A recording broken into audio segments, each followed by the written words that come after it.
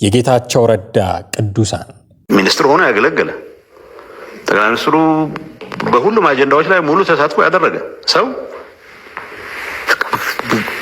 በደንብ አደባባይ ላይ ወጥቶ የቅዱሳን ሁሉ ቅዱስ ሆኖ ሲቀርብ ስታየው ከዛ ድንገት አሁን ፕሪቶሪያ ከተፈረመ በኋላ ማን ሊሾመኝ ነው የሚጠበቀው ማለት ነው? በአፍሪካ ህብረት እንዲሾመኝ የሚጠበቀው ጠቅላይ ሚኒስትር ኮሚሽን አሲምፕል አዛት ያይና ልክ ያኔ ያጠፋውን ጥፋት ሽምጥጥ አድርጎ ክዶ አሁን ቅዱስ ሆኖ አንተን እንዴት አብይ ጋር ይሰራ ይላል። ዋይናት ማን ጋር ነው የሚሰራው ታዲያ? አብይ ኢዝ ኢን ቻርጅ የዚህ ሀገር ጠቅላይ ሚኒስትር ነው። አይንን በመጨፈን ምክንያት አብይ የሚሄድ ከመሰለ ስህተት ነው። you have to engage him። ልዩነት ካለ ይሄ ነገር አያዋጣ ማለት መቻል አለበት። ምንድነው ብዙ ጊዜ የምናነሳው ነገር አለ እንደ ሆዋርድ ዚ የሚባል you can't be neutral and moving train ይላል። ባቡር የሚነዳው ሰውዬ ስለጠላው ፊትህን በማዞር ከአደጋ ልትድን አንችልም። ያየህ ሴናሪዮን ያየህ በትሄድ አይሻልም? ሾፌሩም ፍጥነት ጨምር ግን አደጋ ላይ ደርስብን እያልክ እንጌጅ ብታደርግ አይሻልም? የሚከብዳቸው እሱ ነው። አሁን እኔ ራሴ ጋር ከእውነት ጋር ታረቃለሁ ስል አይ ኖ ኢዝ ኢን ቻርጅ አልኩህ እኮ የመጨረሻ የደረስኩበት መጽሐፍ ላይ ያነሳቸው ሀሳቦች ፒውርፉል ሀሳቦች ናቸው። እነዚህን አለመደገፍ ነው ድንቁርና የሚሆነው። እነዚህን ግን አፈጻጸማቸው ላይ ኢሹ ሊኖር ይችላል። እሱ እናደርጋለን። ፓርቲ ለምንድን ነው ያቋቋሙ? የሆነ ሀሳብ አለን ብለን እኮ ስለመከራከር ስለሚጠቅመን ነው። ይህ የሰሞኑ የአቶ ጌታቸው ረዳ ንግግር የሚመለከታቸው ሁልቆ መሳፍርት ሰዎች አሉ። አገር ውስጥ ሆነው ሴራ የሚተነትኑ፣ ባህር ማዶ ተሻግረው ዜና የሚሰብሩ፣ ሚኒስትርነት በቃን ብለው ዋይት ሃውስ ደጃፍ ላይ የሚውሉ፣ የፓርቲ ተቃውሟን ገሽግሿቸው ነፍጥ ያነገቡት ላይ የተፈናጠጡ አያሌ ሰዎች። እነዚህን ነው አቶ ጌታቸው ረዳ ራሳቸውን ከኔ በላይ ቅዱስ የለም ባዮች ቅዱሳን ሲሉ የሸረደዷቸው። ለመሆኑ እነዚህ የጌታቸው ረዳ ሁልቆ መሳፍርት ቅዱሳን እነማን ናቸው? በዛሬው የዘኢትዮጵያ ልዩ ጥንቅራችን አንድ ሁለቱን ሰዎች እናነሳለን። አብራችሁን ቆዩ። አቶ ጌታቸው ረዳ ከልጅነታቸው ጀምሮ ጨዋ ታዋቂና አንባቢ ስለመሆናቸው ይነገርላቸዋል። የራያው ተወላጅና የወቅቱ የጠቅላይ ሚኒስትር አብይ አህመድ የምስራቅ አፍሪካ ጉዳዮች አማካሪ ሚኒስትር የሆኑት አቶ ጌታቸው ረዳ የራያ ሰው እንደመሆናቸው ወለየነት የሚጫናቸው ከትግርኛ ይልቅ አማርኛ የሚቀናቸው እንደሆኑ ብዙዎች ይናገራሉ። ይህን ወለየነታቸውን እንደያዙ ነው እንግዲህ አቶ ጌታቸው ረዳ በትግራይ ፖለቲካ ውስጥ ጠልቀው በራሳቸው አነጋገር ሾልከው መግባትና መሪ ተዋናይ መሆን የቻሉት። አቶ ጌታቸው ከፖለቲካው መድረክ ተዋናይነታቸው በፊት የቀለም ቀንድ የተባሉ መምህር ነበሩ። የመምህርነት ስራቸውን ትተው ነው ወደ ኮሚኒኬሽን ባለሙያነትና ሚኒስትርነት እስከ መሸጋገር ያደረሳቸውን ንቁ ተሳትፎ ፖለቲካ ውስጥ ማድረግ የጀመሩት። በኢትዮጵያ ፖለቲካ ውስጥ ሁሉን አሟልቶ የያዘ ሰው ማግኘት ትንሽ አስቸጋሪ ይመስላል። ስለሚከተለው ርዕዮተ ዓለምና ስለሌሎቹም ጭምር ጥልቅ ንባብ ያለው ያሰበውን በአግባቡ አደራጅቶ መናገር የሚችል ሲያስፈልግ ደግሞ በፕሮፓጋንዳው በኩል የፊት ተሰላፊ መሆን የሚችል ብቁ ፖለቲከኛ ኢትዮጵያ ውስጥ ለማግኘት ምናልባት ልፋት ይጠይቅ ይሆናል። ይነስም ይብዛ ግን እነዚህ ከላይ የጠቃቀስናቸውን ነገሮች በመያዝ ተጠቃሽ ከሆኑ ጥቂት ግለሰቦች መካከል አንዱ የዛሬው ጉዳያችን የሆኑት አቶ ጌታቸው ረዳ ናቸው። አቶ ጌታቸው ሲናገሩ ለነገ የማይሉ ከሊቅ እስከ ደቂቅ ከቤት እስከ ጎረቤት ሁሉን የሚያጥረገርጉ ያነበቧትን ሐሳብ ሲተፉ ወደር የማይገኝላቸው በስድብ አጥበው ሲያሰጡም ማን እንደጌች የሚባልላቸው ፖለቲከኛ ናቸው። ድሮ አቶ ጌታቸው ረዳ በእርሳቸው ቋንቋ ተስፋፊው ልሂቅ የሚሉትን የአማራውን ፖለቲከኛና ምሁር ነኝ ባይ በአግቦ ሳይሸነቁጡ በነገር ሳይወርፉ ከንግግር መድረካቸው ወርደው አያውቁም። ሚኒስትር ሆነው መግለጫ ቢሰጡም ጫካ ገብተው የጦርነት ፕሮፓጋንዳ ቢሰሩ ተስፋፊው ልሂቅ የሚለውን ፍረጃቸውን ሳይጠቅሱ ንግግራቸውን ማብቃታቸው የማይታሰብ ነው። ይህንኑ የእርሳቸውን ልሂቅ ተስፋፊነቱን ኮንነው ዛሬ ክደውት ስምረት የሚባል ፓርቲ መሰረቱ እንጂ የራሳቸው የነበረውን ድርጅት ፈጥሮ የሰጠውን አማራ የሚባል ግዛትም ክደው ተናግረው ያውቃሉ። ይህ ብቻም አይደለም። ህወሓት በጦርነቱ ጊዜ ጉልበቱ የፈረጠመ ድልም የቀናው በመሰለው ሰዓት የሚሰጣቸውን መግለጫዎች አጣመው ተርጉመውብኛል የሚሉት ይህንኑ የእርሳቸውን ተስፋፊ ልሂቅ ነው። ነው። አዲስ አበባ ለመግባት ሳምንት ቀርቶናል እያሉ ፎክረዋል ሲባል የነበረበትን ወሬ ማንም አወራው ማንም ለአቶ ጌታቸው ረዳ ቀዳሚው ተጠያቂ እርሳቸው የአማራ ተስፋፊ ልሂቅ የሚሉት ወገን ነው። አሁን ደግሞ አቶ ጌታቸው ረዳ ይህን ተስፋፊ ልሂቅ ይሉትን ወገን ስም ቀይረውለት ቅዱስ ብሎ ተመጻዳቂ አድርገውት ብቅ ብለዋል። በደንብ አደባባይ ላይ ወጥቶ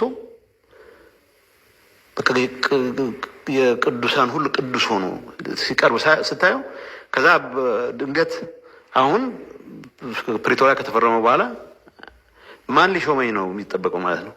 በዚህ ራሳቸውን ቅዱስ ይላሉ በሚል የቃላት ሰይፍ ከተቆረጡት ሰዎች መካከል አንዱ መሳይ መኮንን ነው። መሳይ መኮንን ያሻውን ሁሉ በወረዱ ቃላት መሳደብ ከመጀመሩ በፊት በብዙዎች ዘንድ የኢትዮጵያ ጠበቃ የባንዲራዋም መከታ ተደርጎ ይወሰድ የነበረ ጋዜጠኛ ነው። ኢሳት በሚባል የግንቦት ሰባት ልሳን ውስጥ ከዋሽንግተን ዲሲ እስከ አስመራ ድረስ እየተመላለሰ የነ ብርሃኑ ነጋንና የአንዳርጋቸው ጽጌን ጉዳዮች እንደወረደ ወደ ህዝብ ጆሮ የሚያደርስ በወቅቱ ከነበረው ህወሓት ጠል እንቅስቃሴ ጋር በተጋጋለው የዲያስፖራ ንቅናቄ ላይ ከአገር ቤት የተገኘ የሰበር ዜና ነዳጅ እያርከፈከፈ በባንዲራ ፍቅር ይሰቃይ የነበረውን ትውልድ ኢትዮጵያዊ ሁሉ ስሜቱን ያሞቅ የነበረ ጋዜጠኛ ነው። መሳይ ኢሳት ውስጥ እያለ ኤርትራ በረሃ ድረስ ሄዶ ዘመን ባፈራቸው ቴክኖሎጂዎች የተቀናበሩ ወታደሮችን በእርግጥም በረሃ ውስጥ ያሉ ኢትዮጵያ ለመግባትም አንድ ሐሙስ ብቻ የቀራቸው ህወሓትንም ለመጣል የመጨረሻው ምዕራፍ ላይ የደረሱ እያስመሰለ ዲያስፖራውን የተስፋ ዳቦ ያስገምጠው የነበረ ግለሰብ ስለመሆኑ አብረውት ሲሰሩ የቆዩ የሚዲያ ሰዎችና የግንቦት ሰባት አካባቢያዊ አመራሮች ይናገራሉ። መሳይ መኮንን እንዲህ ካሉ ጉዳዮች ጋር ስሙ ደጋግሞ የተነሳ ቢሆንም ያኔ በነበረው ትግል ተፈጥሮ ምክንያት በብዙ ሰዎች ልብ ውስጥ በጎ ተጽዕኖ ያሳረፈ የኢትዮጵያ የቁርጥ ቀን ልጅ ተደርጎም ይወሰዳል። ይህ በመላው ዲያስፖራ ዘንድ የህዝብ ዓይንና ጆሮ ነን ብሎ በሚደሰኩረው ኢሳት በኩል ገኖ የታወቀው ጋዜጠኛ የ2010 ለውጥ በመጣ ማግስት ጨርቄን ማቄን ሳይል ወደ ሀገር በመግባት አሜሪካ ሆኖ የጀመረውን ህወሓትን መቃብር የመክተት ሩጫ ሲያጧጡፍ ነበረም። የመሳይ መኮንን ህወሓት ጠልነት ጽንፉ እጅግ ተለጥጦ ወደ ህዝብ ጠልነት ያደገ ነው በሚል ሲወቀስም ይሰማል። በአንድ ወቅት በኢሳት የማህበራዊ ድረገጽ ላይ ትግላችን ከ5 ሚሊዮን ህዝብ ጋር ነው የሚል መፈክር መሰል መልእክት ተለጥፎ መታየቱ በእርግጥም ኢሳት ውስጥ ህወሓትን ብቻ ሳይሆን ህዝቡንም ጠል ሰዎች እንዳሉ ያሳበቀ ጉድ ነበረ። በእርግጥ ያ መልእክት በፍጥነት ከገጹ ላይ እንዲወርድ የተደረገ ቢሆንም ክስተቱ ግን ኢሳት ውስጥ የተሰገሰጉት ሰዎች ምን አይነት አመለካከት ያላቸው እንደሆኑ ፍንትው አድርጎ ያሳየ ነበረ። ከዚህ ባሻገር ጥጋበኛ የህወሓት ሹማምንት በመብረቃዊ ኦፕሬሽን መከላከያን ድባቅ መተነዋል ብለው የለኮሱትን ጦርነት ተከትሎ እነዚሁ ልማደኛ የኢሳት አፈቀላጤዎች ጊዜው የኛ ነው በሚል ስሜት በተለያዩ አካባቢዎች ያሉ የትግራይ ሰዎችን መሰብሰብና በአንድ ስፍራ ማጎር እንደሚገባ ለመንግስት አቅጣጫ ሲሰጡ ነበረ። ይህን ነገር ጊዜው ካለፈ በኋላም ቢሆን እነ ልደቱ አያሌው መደረግ ያልነበረበት ነው ብለው ሲሞግቱት ድሮም የነበረ ነው አዲስ ነገር አይደለም ብሎ ለመከራከር የደፈረ ማንነት የነበረው ሰው ነው መሳይ መኮንን። ከዚህም አልፎ በየመንግስት መስሪያ ቤት አጥር ስር የሚሽከረከር ከመከላከያው አመራሮች እስከ ሚኒስትር መስሪያ ቤቶች ድረስ የሚመላለስ ከናንተ ወዲህ መሪ ላሳር እያለ የሚመጻደቅ የዶክተር አብይን አመራር ለማወደስ ቃላት የሚያጥሩት የለማ መገርሳን ቅንነት ለመመስከር የሚሽቀዳደም የአቶ ጌታቸው ረዳ ምላስ እስክስተኛ ብሏቸው የነበሩትን ጀነራል ባጫ ደበሌን ቃለ መጠይቅ ለማድረግ የሚሯሯጥ ከፊልድ ማርሻል ብርሃኑ ጁላ እግር ስር ላለመለየት የሚምል ሰው ነበረ መሳይ መኮንን። የኋላ ኋላ ደግሞ የትግራዩ ጦርነት አብቅቶ ፕሪቶሪያ ላይ ጌታቸው ረዳና ሬድዋን ሁሴን፣ ናይሮቢ ላይ ደግሞ ብርሃኑ ጁላና ታደሰ ወረደ ሞቅ ባለ ፈገግታ ታጅበው ተቃቅፈው ሰላም አውረደው ባለበት ቅጽበት ከወደ አማራ ክልል የጦርነት ስጋቶች ማንዣበብ፣ የውጊያ ድምጾች እዚህም እዚያም መሰማት ጀመሩ። ይህን ጊዜ ህወሓት የተባለ የጋራ ጠላት እንጂ ኢትዮጵያ የተባለች የጋራ አገር ያላቸው የማይመስሉት እነ መሳይ መኮንንና ሌሎች ጓደኞቹም አስተላለፋቸውን ከመከላከያው አንደበትነት ወደ ፋኖ አፈቀላጤነት አዙረው ተገኙ። እናም ትግላችን ከ5 ሚሊዮን ህዝብ ጋር ነው፣ የነርሱ መታሰር አዲስ ነገር አይደለም፣ ያለና የነበረ ነው ብለው ዘመቻ የከፈቱበትን ህዝብ ይቅርታ ጠይቀው ስትራቴጂካዊ አጋራቸው እንዲሆን እስከ መወትወትም ደረሱ። ውሻ በበላበት ይጮሃል እንደሚባለው ባኮረፈ ቁጥር ደሙዝ ጨምርለት ለነበረው ግንቦት ሰባት እንዲያ ሲብከነክን የነበረው መሳይ ህወሓትን ወደ ተመኘው ሲኦል የከተተ መስሎት ከመከላከያው ጋር እጅና ጓንት ሆኖ ሲሰራ የነበረው መሳይ አሁን ደግሞ ወሬውን የሚያደምቅለትን ኪሱን የሚሞላለትን ትግል እያራገበ የሚውል የሰበር ዜና ጡረተኛ ሆኗል። እናም አሁን በአቶ ጌታቸው ረዳ አንደበት ቀድሞ የመንግስት አወዳሽ የነበሩ አሁን ራሳቸውን ከኛ በላይ ተቃዋሚ የለም ብለው የሚያስቡ ቅዱሳን ተርታ የተመደበ ሰው ሆኗል። እንቀጥል። ወደ ሌላኛው የአቶ ጌታቸው ረዳ ቅዱስ የፖለቲካ ስልጣን ዘመናቸውን ስንቃኝ የነኩት ነገር ሁሉ የማይበረከትላቸው የሚመስሉት አቶ ገዱ አንዳርጋቸው ሌላው የጌታቸው ረዳ ሰይፍ የተመዘዘባቸው ሰው ናቸው። የለውጥ ሐዋርያ፣ የአዲስ መንገድ ቀያሽ፣ የውስብስብ ሴራ ቁልፍ ተደርገው የሚወሰዱት አቶ ገዱ አንዳርጋቸው ነክተውት ያልሰመረላቸው የወልቃየት ጉዳይ ብቻ አይደለም። በፌዴራል መንግስት ደረጃ ከጓዳቸው ለማ መገርሳ ጋር የጠነሰሱት አብዮት እርሳቸው በሚፈልጉት መንገድ አልሄድ ብሏቸው ተቸግረው አምጠው የወለዱትን ለውጥ የሚባል ልጃቸውን ለማደጎ ሰጥተው አሁን በዋይት ሃውስ በራፍ ላይ ለደጅ ጥናት የተሰለፉ ግለሰብ ሆነዋል።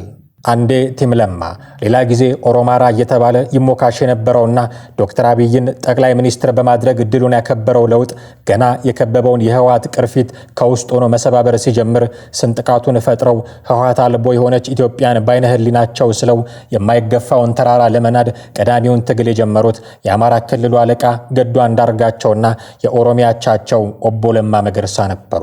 አሁን ሁለቱም ሰዎች አገር ውስጥ አይደሉም። አንደኛው ከፓርቲ አጋራቸው ሞት ነው የሚለየን ብለው በአደባባይ ከፎከሩላቸው ካለቃው ጠቅላይ ሚኒስትር ጋር መስማማት አቅቷቸው ሸሸግ ካሉ ዓመታትን አስቆጥረዋል። ሌላኛው ደግሞ ከአማራ ክልል ርዕሰ መስተዳደርነት በክብር ከተሸኙበት ዕለት ማግስት ጀምረው አኩራፊ ፊታቸውን ደፋር አንደበታቸውን እንደያዙ ከብዙ የኃላፊነት ውጣ ውረዶች በኋላ የህዝብ ተወካዮች ምክር ቤት ውስጥ በመዘዙት የቃላት ሰይፍ ራሳቸውን ከመንግስት ጋር ለይተው አሁን የይልቃል ጌትነት ጓዶ ሆነዋል። አቶ ጌታቸው ረዳ ሚኒስትር ሆነው በጠቅላይ ሚኒስትሩ ውሳኔዎች ላይ ሁሉ ተሳትፈው ዛሬ ቅዱስ ቅዱስ ይጫወታሉ ብለው ከዘለፏቸው ሰዎች ተርታም ተገኝተዋል። የቀድሞው ጉምቱ ባለስልጣን የአሁኑ የአሜሪካ ጡረተኛ አቶ ገዱ አንዳርጋቸው ሚኒስትር ሆኖ ያገለገለ ጠቅላይ ሚኒስትሩ በሁሉም አጀንዳዎች ላይ ሙሉ ተሳትፎ ያደረገ ሰው በደንብ አደባባይ ላይ ወጥቶ የቅዱሳን ሁሉ ቅዱስ ሆኖ ሲቀርብ ስታየው አቶ ጌታቸው ረዳ እንዲህ እያሉ ሲናገሩ በመቀሌና አዲስ አበባ መካከል የተሰመሩ ቀይ መስመር ሆነው ነው። አንድም ሁለትም ነበሩ መቀሌና አዲስ አበባ። ዛሬ የጓዳና ሳሎን ያክል የተቀራረቡት ሁለቱ ከተሞች የአቶ ጌታቸው ረዳ የመሳና የእራት ቦታዎችም ነበሩ። በጦርነቱ ጊዜ አፈቀላጤ፣ አሁን በሰላሙ ጊዜ ደግሞ ከስራ አስፈጻሚነት እስከ ሚኒስትርነት ደርሰው ሆነው ሽርጉድ የሚሉት አቶ ጌታቸው ረዳ ያኔ ሲያስተዳድሯት ከነበረችው ትግራይ መዲና መቀሌ ይልቅ አሁን ውሎና ዳራቸው አዲስ አበባ ነው። ጠቅላይ ሚኒስትሩ በተገኙበት ሁነት ላይ ሁሉ ሞቅ ባለ ፈገግታ ታጅበው እናያቸዋለን። አሁን እንደ ጦርነቱ ጊዜ መቀሌ ሩቅ አይደለችም። መሳውን ስካይላይት ሆቴል ላይ የበላ ባለስልጣን ማወራረጃውን ፕላኔት ሆቴል ባንኮኒ ላይ ቁጭ ብሎ ቢጨልጥ ከልካይ የለውም። ይህ ግን ለአቶ ጌታቸው ረዳ የሰራው ከጊዜያዊ አስተዳደሩ መሪነት እስኪነሱ ድረስ ብቻ ነበረ። የዛሬን ያደርገውና ያኔ መላዋ ትግራይ አጎራባቾቿ አማራና አፋር ጭምር በጥይት አረር ሲነዱ፣ በደሽቃ ጩኸት ሲናጡ፣ በድሮን ጥቃት ሲወድሙ፣ በታንክ ድንፋታ ሲሸበሩ ጊዜ ግን አዲስ አበባና መቀሌ የሁለት ዓለም ምድሮች ነበሩ። ተሽከርካሪ አይጋለብባቸው፣ አውሮፕላን አይከንፍባቸው፣ ስልክና ኢንተርኔት አያገናኛቸው። እንዲያው የቅርብ ሩቅ ያን የምድር ሲኦል ጊዜ ፕሪቶሪያ በሚባል ስምምነት አሽቀንጥረው ከጣሉ በኋላ ግን ያልነው ሁሉ ሆነ። ዱቄቱም ተጋግሮ የሚያጠግብ እንጀራ ወጣው። የቀረውን ህጋዊነት ይጎናጸፍ ዘንድም እንደራሴዎቹ ሰበር አዋጅ ጸደቁለት። የሞተው ሞቶ፣ ያለቀው አልቆ፣ የወደመው ሁሉ ወድሞ አለቆቹም ሰላም ፈጠሩ። ይሄ ነው የጦርነት ማግስት ትራጀዲ። አሁንም ታዲያ በዚህ አይነት ድራማ ጡዘት ላይ ነን። የተወጠረው ረግቦ መላላቱ ላይ ቀር፣ ባህር ዳር የጄኔራሎቹ፣ አዲስ አበባም የፋኖ መፈንጫ መሆናቸው ላይ ቀር፣ የሚሞተው ሞቶ፣ የሚያልቀው አልቆ፣ የሚወድመው ሁሉ ወድሞ አለቆቹ መታረቃቸው ላይ ቀር፣ በትግራይ ያየነው ሁሉ በአማራም እየሆነ ነው። ባጭሩ ታሪክ ራሱን እየደገመ ነው። ጦርነት ይሉት ክፉ በሽታ ለማሰብ እንኳን ጊዜ ሳይሰጠን የእናቱን መቀነት ያስደነገጠ ክፉ ልጅ በርበሬ እንደሚታጠነው ሁሉ ጦርነት በባሩድ ሽታው ደጋግሞ እያጠነን ነው። በዚህ በአሁኑ የአማራ ክልል ጦርነት ላይ ጉልህ ድርሻ ካላቸው ሰዎች መካከል አንዱ የሆኑት ብርጋዴር ጄኔራል ተፈራ ማሞ ታዲያ ፋኖ ትግራይ ውስጥ ገብቶ ወንጀል ፈጽሟል ለሚለው የአቶ ጌታቸው ረዳ ሰሞነኛ ክስ ምላሽ ለመስጠት ወደ ሚዲያ ብቅ ብለዋል። እናም በወቅቱ የአማራ ክልል ልዩ ኃይልን ይመሩ የነበሩት ሰው ፋኖ ከነጭራሹ ወደ ትግራይ ምድር ዝር አላለም ብለው ከተተኮሰ ብዙም ያልቆየው የጌታቸው ረዳ ጥይት ላይ መከላከያ ጋሻቸውን ደቅነዋል። በመሰረቱ የአማራ ፋኖ በትግራይ ውጊያ ከአማራ መሬት አልወጣም። ሁሉም የተሰለፉት በዛ አካባቢ ከአማራ አሁን የአማራ ክልል ከሚባለው ከጎንደርና ከወሎ አልወጡም። የተዋጉት የህወሓት ኃይል ወደ አማራ መሬት ሲገባ ነው ከፍተኛ ዋጋ የከፈለው ፋኖ እንጂ አንድም ወደ ትግራይ መሬት የተንቀሳቀሰ ፋኖ የለም። ተመልከት እንዴት አድርገው አምጥቶ እንደሚያጣብቀው ይሄ ሰውዬ። በዛን ጊዜ የሌለን አካል ወደዚህ ደረጃ ላይ አምጥቶ ሰቀለው። ስለዚህ ይሄ ነው አንዱ ችግሩ የሆነ ሰውየው ብዙ ቦታ ይረግጣን። ተመልከት በየጊዜው ስርዓት በመጣ ቁጥር ሁሉ እንደነዚህ አይነት ባደረበት እየጮኸ የሚኖር ነው። ተመልከት የት አካባቢ የአማራ ፋኖ ገባ? ትግራይ ላይ የት መሬት ላይ የአማራ ፋኖ ገብቶ ነበር ቢሉት ምን ሊል ነው? ስለዚህ በፍጹም ያልተደረገ ነገር ነው። ምንም በሌለበት ነው ብድግ አድርጎ አሁን ካለው ወቅታዊ ሁኔታ ካደረባቸው ስጋት ብልጽግና ካደረበት ስጋት ትንሽ የደገፍ መስሎት ነው እንደዛ የሚናገረው እንጂ አንድም ቦታ የአማራ ፋኖ የታገለው በዛን ጊዜ በመሬቱ ነው። ሰሜን ወሎ ላይ የነበረው ፋኖ ሰሜን ወሎ ላይ ነው የታገለው።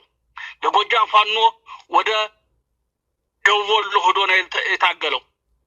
ጎንደር ያለውም ተመሳሳይ እዛ አካባቢ ነው የታገሉት እንጂ አንድም ፋኖ ትግራይ መሬት ገባ ብሎ ለምልክት መናገር አይችልም። ውሸት ነው ለማለት ነው።